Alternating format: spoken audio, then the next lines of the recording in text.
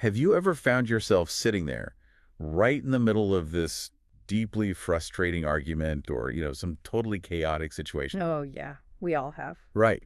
And you are genuinely believing, like with every fiber of your being, that you did everything right. Of course. You're running through the sequence of events in your head thinking, I was trying to help. I was being nice. Only to wonder how on earth it all went so incredibly wrong. It's baffling. It really is. You're just looking around at the absolute mess, completely confused by how your perfectly good intentions somehow paved the road to this specific disaster. It is a remarkably common human experience, honestly. And it is incredibly disorienting when it happens. Yeah, disorienting is the perfect word for it. Because we all tend to cling to our intentions like a life raft. We assume that if we meant well, the outcome should naturally reflect that goodwill. But the psychological reality we're unpacking today reveals that our conscious intentions are rarely the whole story. Right. In fact, they are often just the tip of the iceberg. Exactly. And, well, that is the mission of today's deep dive. We are exploring the sources that reveal this startling reality that we often, completely unconsciously, by the way, create hardship and inconvenience for ourselves and for the people around us. Yes, and we do this even when the things we are consciously telling ourselves are perfectly good, kind, and supportive. It's wild to think about. It is, but it is crucial to frame this correctly right from the jump. We are not talking about people being secretly evil or intentionally manipulative. Right, that's a whole different thing. Exactly. That is a completely different phenomenon. What we are looking at here is a profound, often invisible split within us. It's a fracture between our conscious self-image, the good, helpful person we believe we are being, and our deeper, unresolved motives and fears. So it's not some cartoon villain plotting in the shadows to ruin a relationship. It's just us, just going about our Tuesday. Precisely. Human conflict is rarely about calm, intentional malice. Instead, it is usually about a profound lack of pattern recognition within our own minds. Okay, so to really understand how we accidentally cause all this chaos, we have to start by looking at what happens when our deepest fears don't get expressed directly. We do. Let's talk about the fear of connection, because looking at the sources, that seems to be the engine driving so much of this. It really is. Fear of connection is a foundational piece of this puzzle, and that encompasses a lot of different anxieties. Like what, specifically? Well, it is the fear of intimacy, the fear of exposure or rejection. There is also this concept of engulfment, which is that terrifying feeling of losing your autonomy or being energetically swallowed whole by someone else's needs. Wow, engulfment. That sounds intense. It is, and that specific kind of fear can severely distort our behavior, but it does so in highly indirect ways. Because almost no one actually walks up to their partner or their best friend and says, hey, I am terrified of the vulnerability required to maintain this relationship, so I am going to passively aggressively push you away now. Right, nobody does that. We don't say, I resent you or I don't want you close to me, because admitting that fear is way too threatening to our conscious self-image. We want to be the loving partner. Exactly, or the reliable friend. Yeah. So the fear goes underground, but once it is underground, it does not just disappear, it mutates. It mutates. Yes, it starts expressing itself through subtle resistance. It manifests as mixed signals, passive disruption, withholding affection, or emotional inconsistency. It creates these strange, recurring patterns of inconvenience. Strange patterns of inconvenience. I love that phrasing from the text because it captures exactly how maddening it feels on the receiving end. It really does. An analogy popped into my head when I was reviewing this. Think about your smartphone. Okay, I'm with you. Imagine your phone is running this incredibly heavy, deeply unoptimized app in the background. Consciously looking at the screen, you think you're just doing something simple, like looking at a nice photo or sending a supportive text message. Right. That is your conscious self presenting goodwill. You think, I am being kind. I am just sending a simple text. But the physical phone in your hand is burning hot. Exactly. The phone is burning hot, the battery is rapidly dying, the screen is lagging and glitching. Why? Because of that hidden background app. That's a great way to look at it. In our psyche, that background app is the fear. It's territoriality, it's envy, it's a defensive need to remain separate and protected. So your conscious self is sending the nice text, but the background app is generating all this friction and draining the battery of the relationship. What's fascinating here is the sheer contradiction of it. The unconscious mind is simply not governed by the same self-image as the conscious mind. That makes a lot of sense. Your conscious mind desperately wants to be the good friend, but your unconscious mind might be operating from a place of grievance or mistrust or shame. So you might unconsciously act as though the other person simply does not deserve ease. Wait, really? Yeah, you might act as if they don't deserve clarity, access, warmth, or connection. Even though you'd swear in a court of law that you want them to be happy. Exactly. You don't even know you were doing it. But your behavior communicates it loudly. You might delay a response to a time-sensitive question or confuse a perfectly simple weekend plan. Or provoke a minor argument right before date night. Yes. Or constantly burden the other person with your own disorganized stress. You end up destabilizing the very relationship you consciously believe you are trying so hard to preserve. So intention alone is not the full cause of an outcome. Not at all. Hidden motives, unresolved memories, tone, assumptions, those are the things that shape what actually happens in the room. Okay, that makes intuitive sense to me. When we are secretly afraid, we generate friction, we put up invisible walls. Right. But here's where it gets really interesting, Right. but also, I have to admit, a bit confusing. Okay, let's hear it. It is one thing to say our hidden fears cause problems when we pull away, Huh. but what happens when we try to create something genuinely good? Uh, How can someone genuinely offer love or support or a beautiful opportunity to someone, but at the exact same time, be creating chaos? yeah. Like, if the good deed is real, how does it become a weapon? It is a paradox, absolutely, but a very logical one when you break down the mechanics of it. The positive event itself, the gift, the job opportunity, the sudden moment of deep vulnerability is entirely real. Okay. It is not necessarily a fake or manipulative gesture. However, that positive event acts as an unconscious trigger mechanism. Wait, a trigger mechanism. Are you saying that if I genuinely offer to mentor a younger colleague or lend a friend money, I might actually be setting a subconscious trap for them? Yeah. Because that sounds a bit cynical to me. I get why you'd say that, but it isn't cynical. It is just how our protective psychology operates.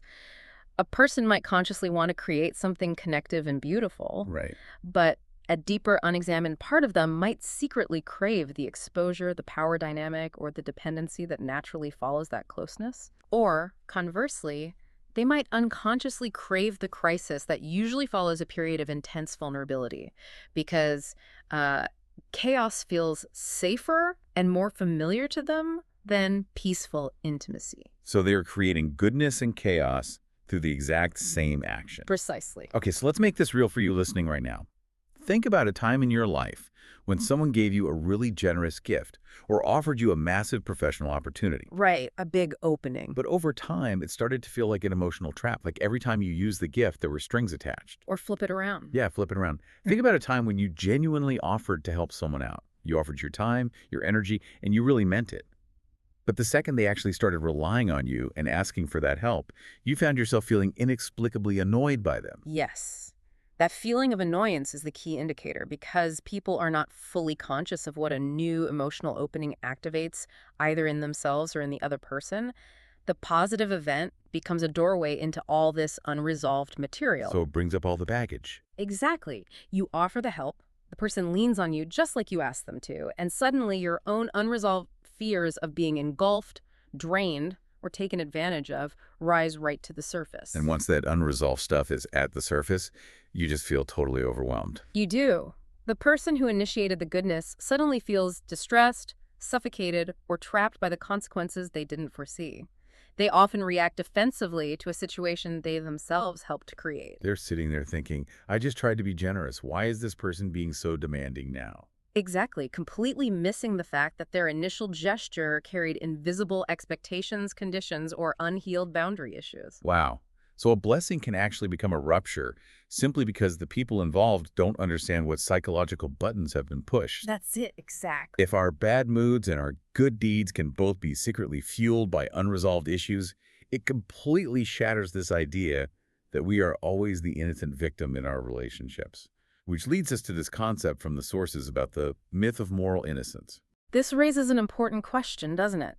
The concept of moral innocence cannot be measured solely by our conscious self-story. Our self-story being that narrative, we constantly tell ourselves where we are always the reasonable one. I meant well. I was just being honest. I was just trying to be efficient. It's not my fault they got overly emotional. Right. Sincerity does not equal harmlessness. Oof. That is a bitter pill to swallow. Someone can sincerely believe they meant well and still create immense, undeniable damage. So true. Someone can feel entirely justified and righteous in their actions and still be acting purely from a place of unhealed fear. You can think you are giving a lavish gift while unconsciously setting up a loyalty test or a massive emotional debt. So if our conscious intentions aren't enough to guarantee a good outcome, and they don't absolve us of the damage, what is actually in the driver's seat? Unconsciousness itself produces chaos. It is not that ignorance is automatically evil, but that anything left unexamined gains immense power over us. So the blind spots take over. Yes. Fear that is not admitted becomes a distortion in how we view others. Resentment that is not owned becomes an indirect, passive-aggressive attack. Avoidance that is not acknowledged becomes a chronic, baffling inconvenience for everyone involved. Let's talk more about that feeling of annoyance, because I think everyone can relate to that. We all get annoyed. We certainly do. But it is fascinating to reframe annoyance as a mask. Yeah. The text suggests that when we are annoyed by someone, our mind might subtly be casting them as undeserving or intrusive or just totally exhausting. Right. But we aren't doing that because they're actually terrible. We're doing it to defend ourselves against our own feelings of similarity, vulnerability, guilt, or even attraction. Yes, irritation is very often just a cover for fear or guilt. Let's say you have a colleague or a friend who constantly annoys you. Your conscious personality says they are just too much. They are too needy. They ask for too much help. They are too loud. Yeah, we've all been there. But the hidden judgment shaping your behavior might be a deep defense mechanism. By casting them as exhausting and needy, you never have to look at your own guilt about not wanting to connect with them. Oh, that's interesting. Or, perhaps more powerfully, you never have to look at your own fear of depending on someone else. You resent them because they allow themselves a vulnerability that you strictly deny yourself. So to you listening, take a second and reconsider the person in your life who currently annoys you the absolute most, the one who just grates on your every nerve. Ask yourself some hard questions. Yeah. Is it truly just them? Or are they triggering a defense mechanism in your own psyche? Are they reflecting a vulnerability or a neediness or a freedom that you refuse to allow in yourself? It is a daunting question. It is deeply daunting to recognize this gap between our self-perception and our real practical effect on the world. It requires dismantling a lot of our favorite ego defenses. Okay, let's unpack this, because we aren't just going to leave you hanging in this daunting realization. There is actually a roadmap out of the chaos provided in our sources. Yes, there is hope. There are 7 forms of radical honesty that are required if we actually want to stop exporting our internal confusion and take conscious responsibility. Let's really dig into these, because this is where the theory becomes extremely practical. Step 1. A person has to stop assuming that good intentions automatically mean good effects. This is foundational. You have to actively decouple those two concepts in your mind. Just because you felt kind while saying something does not mean it was experienced as kindness. Right. So this is like when you give your partner unsolicited advice about their career. In your head, your intention is pure support. You want them to succeed. But the effect is that they feel micromanaged. Exactly. Micromanaged, criticized, and deflated. The radical honesty here is admitting that your quote-unquote help was actually an attempt to control the situation, to soothe your own anxiety about their job. Intent is not impact. Well said. Moving to the second step. You have to examine your surface reactions. Right. Whether your surface reaction is annoyance, resentment, feeling overly righteous, or just feeling chronically exhausted by a specific person, you have to pause. Let's stop and think. Yes, you have to ask yourself, is this masking fear? Is my self-righteousness masking guilt? Is my exhaustion masking an unwanted attachment to this person? It's like feeling incredibly smug about being the organized one in a relationship, constantly complaining that your partner is messy. Oh, that's a classic one. Right. But if you look deeper, maybe you are using that organization and that constant cleaning to avoid sitting down and having an emotionally intimate conversation. The annoyance at their mess is just a shield. Absolutely. Which brings us to step 3. Study patterns rather than isolated moments. This is crucial for pattern recognition. If you have one misunderstanding that is just life, people miscommunicate. Sure. But repeated inconveniences, repeated miscommunications, repeated arguments about the exact same topic, or repeated accidents where you somehow keep losing the other person's things or forgetting their requests. Like the background app again? Exactly. That usually points to something much deeper than mere chance. It's the background app, burning the battery. Like somehow always forgetting that your partner's mother is coming to dinner purely by accident. Once is a mistake. 5 times is a pattern. It is not a memory lapse. No, it's a boundary you are too afraid to set verbally, so your unconscious sets it for you by forgetting. Pattern recognition is everything. So, step 4. A person has to become willing to question their own innocence, but without collapsing into self-hatred. That caveat is absolutely vital.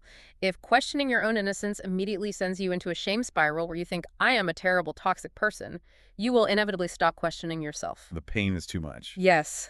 Self-hatred is actually just another clever way the unconscious mind stays protected from real change. You have to be able to look at your flaws objectively, like a scientist looking at data. Ah, I see, I created this mess. Interesting. How do I fix it? Right, you just spiral instead of solving it if you hate yourself. Step 5 builds on that objective view. Yeah. You have to distinguish deliberate malice from unconscious enactment. Yes. Okay, I have to push back here. Unconscious enactment sounds like heavy psychological jargon. Ah, Translate that into plain English for us. What is the difference? fair enough. Deliberate malice is simple. It's, I am angry at you and I want to hurt you on purpose. Okay, easy enough. Unconscious enactment is more like, I am blindly acting out a childhood fear of abandonment by starting a massive fight with you right before you go on a business trip so I can feel like I pushed you away before you could leave me. Oh, wow. Okay. Both cause harm, both are destructive, but they are not the same thing. But I imagine the accountability is still there. Absolutely. Unconscious enactment still needs accountability. You still have to clean up the mess you made, apologize, and repair the trust. But fixing it requires deeper perception and understanding of your own triggers, rather than just simplistically condemning yourself as a bad person or blaming the other person for triggering you. That makes total sense. Step 6 is where the rubber really meets the road. People need to track energetic and practical consequences together. Again, energetic consequences sounds a little bit mystical. Are we just talking about reading the room? Yes, essentially. It is not enough to stand there amidst a disaster and stubbornly declare, but I meant well. You have to look around the room and ask, what actually happened around me after my choices? What did others repeatedly experience in contact with me? So it looks practically like stepping into the kitchen and taking over cooking because you think you're helping. But the actual practical consequences, you made your partner feel totally incompetent, everyone got quiet and tense, now the evening is ruined. Yes, perfect example. You have to track that tension, not just your desire to help. Exactly. What did you assume you just had the right to use, disturb, or manage? Tracking the practical aftermath of your actions is the only way to calibrate your behavior. And finally, a seventh form of honesty. One must recognize that confusion itself is causal. Confusion is causal. Yeah. Meaning what, exactly? When a person is deeply split inside, when their conscious mind wants peace, but their unconscious fears are screaming for protection, they do not merely feel confused internally. They actively export that confusion into their relationships. They spread it around. They do. They make their communication messy. They create unpredictable environments. A confused person creates a confusing world for everyone around them. If we connect this to the bigger picture, all 7 of these steps are really pointing toward one monumental shift in how we live our lives and how we interact with the people we care about. They are. The mature path forward is not paranoid self-blame, where you analyze every breath you take and apologize for existing. No, not at all. Nor is it naive self-excusing, where you hide behind your good intentions while bulldozing people. The mature path is conscious responsibility. It is accepting the reality that the unconscious parts of ourselves may create effects we did not plan, but those effects still matter, and we are still responsible for managing them. So, what does this all mean? It means our inner state is always participating in what we create out there in the real world, whether we admit it or not. The truth is, we are often far more causally powerful than we realize, yet significantly less self-aware than we imagine. Right. And that combination, high power to affect others, low awareness of our own motives, creates so much unnecessary suffering. We can create blessings that become ruptures. We can create intense friction where we consciously wanted nothing but peace. Human beings frequently act from partial awareness and then become entirely baffled by the outcomes they themselves helped generate. It's a frustrating cycle. It is. The way out of this frustrating cycle is not denial, and it's certainly not blaming everyone else. It is deeper consciousness, cleaner motives, and significantly better pattern recognition. It is about finally understanding the chain of cause and effect inside our own minds.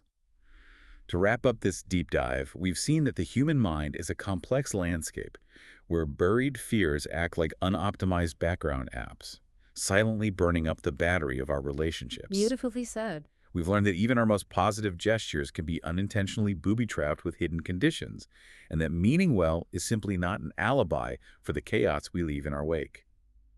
I'd like to leave you with a final thought to ponder as we close today.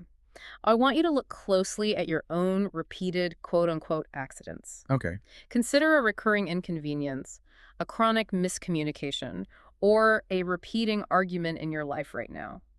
Look at it not as a stroke of bad luck and not even as the other person's fault. That's the hard part. It is. But what if that recurring chaos is actually a perfectly executed, entirely unconscious strategy designed by your own mind to protect you from something you aren't ready to face? Ask yourself, in the midst of all this unintentional chaos, what exactly are you succeeding at without even realizing it? Are you successfully keeping someone at a safe distance? Are you successfully avoiding a level of vulnerability that secretly terrifies you? Next time you find yourself standing in the wreckage of a chaotic situation, insisting you did everything right, take a breath. Remember to check for the apps running in the background. Unpack those hidden motives before your battery completely dies.